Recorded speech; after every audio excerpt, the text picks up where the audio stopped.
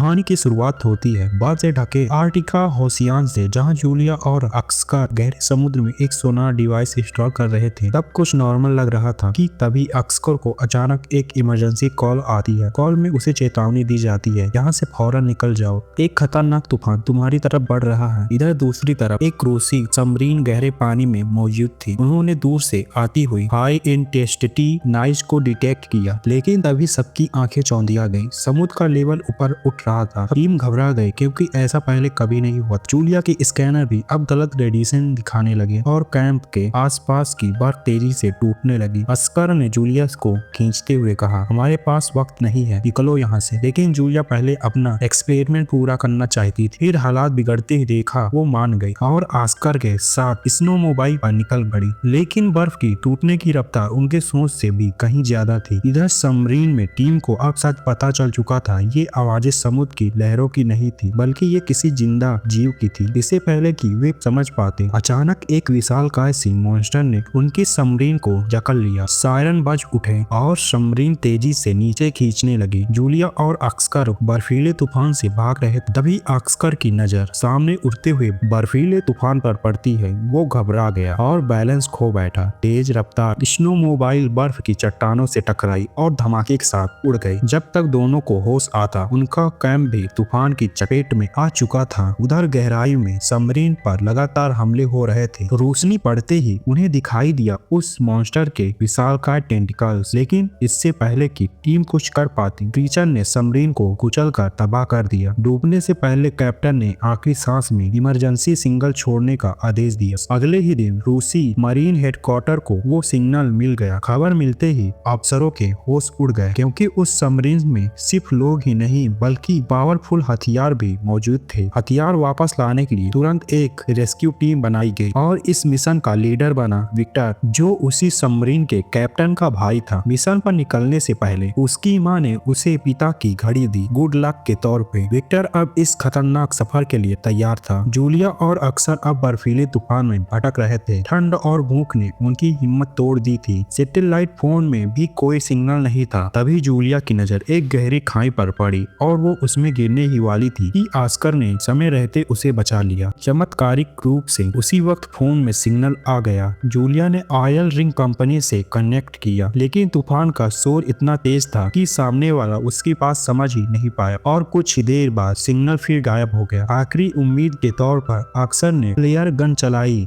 तभी जूलिया की नजर दूर बर्फ की सतह पर पड़ी। एक लाल रोशनी चमक रही थी। दोनों उसके पीछे दौड़े और जब पास पहुंचे तो दंग रह गए। ये वही इमरजेंसी सिग्नल था जिसे डूबती सबमरीन के कैप्टन ने छोड़ा था। जूलिया को अब पूरा यकीन था कि रूसी सेना इस सिग्नल को ढूंढते हुए जरूर आएंगी, इसीलिए वो ऑस्कर को यहीं रुकने के लिए कहती है। उधर कई घंटों का सफर तय करने के बाद विक्टर की सबमरीन उस जगह पहुंचती है जहां उसके भाई की सबमरीन गायब हुई थी। सिग्नल की लोकेशन भी वहीं थी, लेकिन वहां ना तो कोई सबमरीन थी और ना ही कोई सुराग, बल्कि वहां मिले दो थके हारे जियोलॉजिस्ट जूलिया और ऑस्कर। उनकी हालत बहुत खराब। विक्टर तुरंत उन्हें अपनी सबमरीन में ले आया, लेकिन इसके पीछे उसका एक छुपा मकसद था। असल में विक्टर जानना चाहता था कि उसके भाई की सबमरीन के साथ हुआ क्या था, लेकिन जूलिया के पास भी कोई ठोस जवाब नहीं था। उसने कहा, पहले तो मुझे लगा ये सब हमारे सोनार डिवाइस के ब्लास्ट से हुआ, जिससे समुद्री भूकंप आया, पर जब मैंने डेटा चेक किया उस दिन किसी डिवाइस ने भूकंप रिकॉर्ड ही नहीं किया। यानी यह सब भूकंप नहीं बल्कि किसी समुद्री दैत्य का काम था। यह सुनते ही विक्टर को पिछले दिन की एक रहस्यमय घटना याद आई।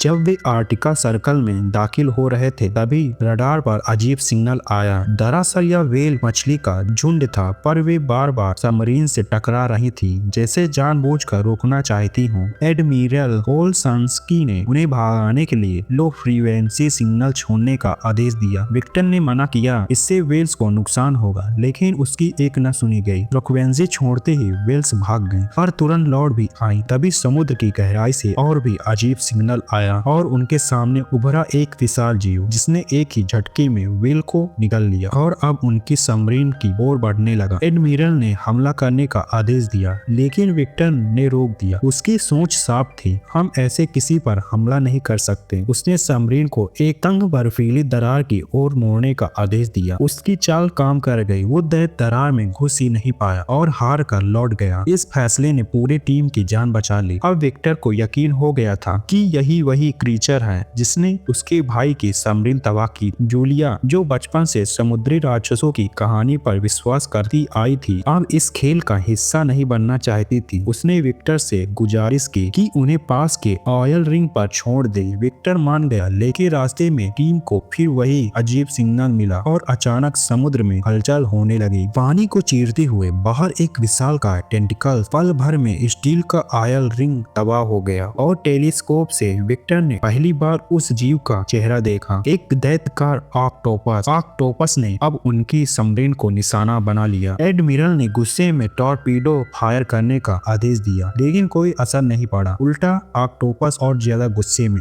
आ गया। विक्टर ने कमान संभाली और सबमरीन को दूसरी दिशा में मोड़ा। वे बच तो गए लेकिन टेंटिकल का एक जोरदार वार सबमरीन को डैमेज कर गया। अब सबमरीन डूब रही थी, आग लग चुकी थी। 7 लोग टॉर्पीडो रूम में फंस गए थे और ऑक्टोपस चारों तरफ से उन्हें घेर चुका था। तभी विक्टर ने आदेश दिया, सब लोग साइलेंट मोड में रहो, आवाज मत करो क्योंकि समुद्री जीव हमेशा आवाज की तरफ खींचते हैं। पूरा ग्रुप सांस रोककर खामोश हो गया। प्लान काम कर गया। ऑक्टोपस को जब कोई आवाज नहीं मिली तो वो धीरे धीरे वहां से चला गया। जैसे ही खतरा टला, घायल लोगों को बाहर निकाला गया और इलाज शुरू हुआ। जूलिया ने विक्टर से कहा, कहानियों के मुताबिक ये क्रैकन सालों तक सोते रहते हैं पर मेरे धमाके ने शायद इसे जगा दिया और अब ये हमसे बदला ले रहा है। जूलिया सबको चेतावनी देती है, अगर हमें जिंदा रहना है तो सोनार को बंद करना होगा। वो बताती है कि ऑक्टोपस हर कार को पकड़कर अपनी गुफा में खींच ले जाता है, यानी विक्टर के भाई की सबमरीन भी जूलिया के पुराने कैंप के पास ही होनी चाहिए। इसी बीच एक ऑफिसर रिकॉर्डिंग में एक अजीब सिग्नल पकड़ता है और वो लोकेशन वही थी, जूलिया का पुराना कैंप। अब विक्टर फैसला करता है कि चाहे खतरा कितना भी बड़ा क्यों न हो, वो अपने भाई और उसके ग्रुप को बचाएगा। कुछ टीम मेंबर इसका विरोध करते हैं। उनका कहना था, हमारे हथियार उस दैत्य का सामना नहीं कर सकते, हमें तुरंत यहाँ से निकलना चाहिए। लेकिन विक्टर कैप्टन था और कैप्टन कभी अपने लोगों को छोड़ता नहीं। उसने दृढ़ता से आदेश दिया कि वे उस खाई तक जाएंगे। आखिरकार सबको उसकी बात माननी पड़ी। खाई के पास पहुंचते ही विक्टर एक मिनी सबमरीन लेकर अपने 2 ऑफिसर के साथ गहराई में उतरता है और नीचे का नजारा देखकर सब तंग रह जाते हैं। सैकड़ों डूबे हुए जहाज। जूलिया की क्रैकन वाली कहानी अब हकीकत बन चुकी थी। तभी उन्हें नजर आती है एक टूटी फूटी सबमरीन और वही थी विक्टर के भाई अलेक्जेंडर की सबमरीन। अंदर जाकर विक्टर को यकीन ही नहीं होता, उसका भाई और उसका ग्रुप अब भी जिंदा था। इतने दिनों तक क्रैकन से बचकर रहना किसी चमत्कार से कम नहीं था। अलेक्जेंडर बताता है कि उन्होंने साइलेंट मोड का सहारा लिया तभी बच पाए। मिनी सबमरीन में जगह कम थी, इसीलिए विक्टर ने 2 राउंड में लोगों को निकालने का प्लान बनाया। पहले राउंड में कुछ ग्रुप को भेजा गया लेकिन आधे रास्ते पर ही क्रैकन फिर से जाग गया। अब विक्टर और अलेक्जेंडर ने स्पेस मिसाइल एक्टिवेट करने की कोशिश शुरू की। आखिरकार कंप्यूटर ऑन हुआ, मिसाइल तैयार हो गई, लेकिन तभी मिनी सबमरीन का एक क्रैकर गलती से चालू हो गया और उसकी आवाज सुनकर क्रैकन सीधा उनकी तरफ दौड़ा। एडमिरल ने मौके का फायदा उठाकर मिनी सबमरीन को ऊपर ले जाने का आदेश दिया। वहीं विक्टर और उसका भाई कोड डालकर मिसाइल ऑन करने की कोशिश कर रहे थे पर क्रैकन अब उनकी सबमरीन को जकड़ चुका था। टेंटिकल सबमरीन को कसते जा रहे थे, मौत सामने थी। ऐसे वक्त पर दोनों भाई ने आखिरी बार रेडियो पर बातें की, अपनी गलतियों की माफी मांगी और बिना हिचकिचाहट उन्होंने स्विच दबा दिया। एक जोरदार ब्लास्ट हुआ। आग की लपटों में झुलसता हुआ क्रैकन दर्दनाक चीख छोड़ता है। बर्फ को चीरती हुई एक रोशनी आसमान तक जाती है। लेकिन अब विक्टर और अलेक्जेंडर की सबमरीन भी डूब रही थी। पानी भीतर घुस रहा था। दोनों भाई मिनी सबमरीन की ओर भागे लेकिन तेज लहरों ने उन्हें अलग कर दिया। विक्टर ने पूरी ताकत से अलेक्जेंडर के हाथ पकड़कर खींचा और किसी तरह उसे मिनी सबमरीन में घसीट लाया। पानी के ऊपर एडमिरल और बाकी ग्रुप बेसब्री से उसका इंतजार कर रहे थे कि तभी पानी को चीरते हुए मिनी सबमरीन ऊपर आती है। अंदर विक्टर और अलेक्जेंडर जिंदा थे। पूरा ग्रुप खुशी से झूम उठा। उसकी सांसें थम गई और फिर चैन की मुस्कान लौट आई। कुछ वक्त बाद पूरा ग्रुप रूस लौटा है। दोनों भाई अपने परिवार से मिलते हैं और इस तरह मौत से भरे गहरे समुद्र का यह खतरनाक मिशन आखिरकार सफल हो जाता है।